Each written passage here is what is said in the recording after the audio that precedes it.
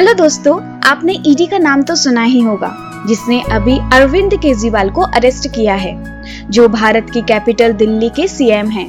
ऐसे ही बड़े बड़े लोग ईडी से क्यों डरते हैं? आखिर ईडी होती क्या है? ईडी में कौन कौन होता है?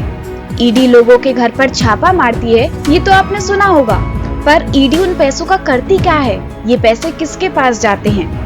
ईडी क्या क्या कर सकती है? उसके पास कितनी पावर होती है? इन सभी क्वेश्चनों के आंसर हम इस वीडियो में देखेंगे। लास्ट में हम ये भी देखेंगे कि भारत में ईडी की क्या जरूरत है, क्यों बनाया गया था ईडी को, और अगर ये नहीं होती तो क्या फर्क पड़ता हमारे देश भारत को। चलिए देखते हैं ईडी क्या होती है। ईडी यानी इन्फोर्समेंट डायरेक्टरेट। पहले आप इन दोनों वर्ड्स को अच्छे से जान लें। इन्फोर्समेंट को हिंदी में प्रवर्तन बोलते हैं, मीन्स लागू करना या इन्फोर्स करना, और डायरेक्टरेट से निदेशालय बोलते हैं, यानी इन्फोर्समेंट डायरेक्टरेट को हिंदी में प्रवर्तन निदेशालय बोलेंगे। भारत में ईडी एक प्रशासनिक एजेंसी है जो आर्थिक कानूनों को लागू करने और आर्थिक अपराध से लड़ने के लिए बनी है, यानी ईडी पैसे से जुड़े क्राइम्स में छापेमारी करती है। ईडी आर्थिक अपराध जैसे कि मनी लॉन्ड्रिंग और फॉरेन एक्सचेंज वॉल्यूशन को रोकने और पनिश करने का काम करती है। मनी लॉन्ड्रिंग और फॉरेन एक्सचेंज वॉल्यूशन, इन दोनों को देखते हैं। मनी लॉन्ड्रिंग एक प्रोसेस है जिसमें इलीगल कमाए गए पैसे को लीगल बताकर छिपाया जाता है, यानी इलीगल पैसे को लीगल पैसे बनाने की प्रोसेस होती है। मीन्स अगर सिंपल तरीके से कहें तो ब्लैक मनी को व्हाइट मनी करने को मनी लॉन्ड्रिंग कहते हैं। फॉरेन एक्सचेंज वॉल्यूशन, इस टर्म को हम फॉरेक्स वॉल्यूशन भी बोलते हैं। इसका मतलब होता है जब किसी व्यक्ति ने देश के फॉरेन एक्सचेंज रेगुलेशंस, लॉ और आर्थिक कानून को तोड़ा हो। फॉरेन एक्सचेंज लॉज देश की और अंतरराष्ट्रीय करेंसी एक्सचेंज यानी मुद्रा लेन देन को रेगुलेट करते हैं। इसके अंदर फॉरेन एक्सचेंज मैनेजमेंट एक्ट यानी FEMA, prevention of money laundering act यानी पीएमएलए और ओवरसीज इन्वेस्टमेंट्स लॉज होते हैं। अगर कोई व्यक्ति फीमा, पीएमएलए और ओवरसीज इन्वेस्टमेंट लॉज को फॉलो नहीं करता तो उसे फॉरेन एक्सचेंज वॉल्यूशन बोलते हैं। ईडी 1956 में बनाई गई थी इन्फोर्समेंट यूनिट के नाम से, और एक साल बाद ही 1957 में इसका नाम बदलकर इन्फोर्समेंट डायरेक्टरेट रख दिया। ईडी में कितने लोग होते हैं ये फिक्स नहीं रहता, इनकी संख्या समय के हिसाब से कम ज्यादा होती रहती है। ईडी के 5 रीजनल ऑफिस होते हैं जो कि मुंबई, चेन्नई, चंडीगढ़, कोलकाता और दिल्ली में हैं, जिनके हेड होते हैं स्पेशल डायरेक्टर ऑफ इन्फोर्समेंट। इसके बाद 10 जोनल ऑफिस होते हैं जिनके हेड डिप्टी डायरेक्टर होते हैं, और इसके अलावा 11 सब जोनल ऑफिस होते हैं जिनके हेड असिस्टेंट डायरेक्टर होते हैं।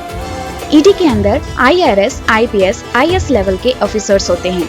इन सब के हेड मींस ईडी के मुखिया को डायरेक्टर ऑफ इन्फोर्समेंट बोलते हैं। अभी भारत में ईडी के हेड हैं IRS ऑफिसर राहुल नवीन। ईडी भारत के आर्थिक अपराध पर काम करने वाली सबसे बड़ी एजेंसी है और ये इन्वेस्टिगेशन एजेंसी भी है। ईडी के पास पावर है कि जो लोग इलीगल तरीके से पैसे कमाकर लीगल बताते हैं, ऐसे केसेस का खुफिया तरीके से पता लगाकर उन पर छापेमारी करना। ईडी के पास यह भी अधिकार है कि वो बिना आरोपी से पूछताछ किए संपत्ति जब्त कर सकती है, और ये भी ईडी पर निर्भर करता है कि वो आरोपी को अरेस्ट करने का कारण बताएं कि उसको अरेस्ट क्यों किया जा रहा है। ईडी क्या करती है जब्त पैसों का? वो पैसे को कहाँ जमा करती है? उन पैसे से क्या होता है? ईडी एक सरकारी एजेंसी है तो पैसे सरकार के पास ही जमा होते हैं, पर पहले ईडी सारे पैसे का रिकॉर्ड बनाती है, किसका कितना पैसा था और किस रूप में जमा हुआ था, फिर सरकार को दे दिया जाता है। सरकार इस पैसे से कुछ भी कर सकती है। साथ में अगर जहां ईडी ने छापेमारी की है वहां कोई पीड़ित है तो उनके पास भी पैसे को पहुंचाती है। ईडी ने जिस पर छापा मारा है, अगर उसका दोष साबित नहीं होता तो जब्त संपत्ति को वापस कर दिया जाता है। ईडी के पास पावर है कि वो डायरेक्ट सर्च और सीज कर सकती है किसी भी प्रॉपर्टी को बिना उस इंसान से पूछताछ किए। ईडी के अलावा दूसरी और इन्वेस्टिगेशन एजेंसी हैं जैसे कि NIA, national investigation agency, CBI, central bureau investigation, NCB, narcotics bureau, SFIO, serious fraud investigation office. आखिर भारत में ईडी की क्या जरूरत है, उसको क्यों बनाया गया है? ईडी के वजह से भारत में फाइनेंशियल क्राइम्स जैसे कि money laundering, foreign exchange violation पर नजर रखना और उनको कंट्रोल करना संभव होता है। इससे देश के इकोनॉमिक सिस्टम में सुधार होता है और करप्शन और ब्लैक मनी के प्रभाव को भी कम किया जा सकता है। इससे हमें मदद मिलती है देश के आर्थिक नुकसान को कम करने में। ईडी के वजह से किए गए इन्वेस्टिगेशन से गैर कानूनी संपत्ति का पता लगाकर रिकवर करना संभव होता है।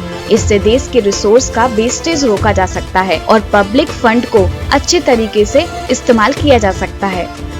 ईडी के वजह से फाइनेंशियल क्रिमिनल्स और करप्ट इंसान को डर लगा रहता है और इससे फ्यूचर में ऐसे अपराधों की संख्या कम होती है। ईडी भारत को इंटरनेशनल स्टेज पर भी स्ट्रांग बनाता है। इसके थ्रू भारत दूसरे देशों के साथ फाइनेंशियल क्राइम्स की इन्वेस्टिगेशन और इंफॉर्मेशन शेयरिंग में कोऑपरेट करता है, जो कि ग्लोबल फाइनेंशियल स्टेबिलिटी और सिक्योरिटी के लिए महत्वपूर्ण है। ईडी रिकवर करती है चोरी की गई संपत्ति को। ईडी की वजह से भारत की अर्थव्यवस्था मजबूत होती है और आर्थिक वृद्धि और विकास को बढ़ावा मिलता है। मैं आपसे यही कहूंगी कि भारत में फाइनेंशियल मींस वित्तीय अपराधों को रोकने के लिए ईडी को बनाया गया है। ये बहुत इम्पोर्टेंट है देश की आर्थिक स्थिरता और फाइनेंशियल इंटीग्रिटी को मेंटेन करने के लिए।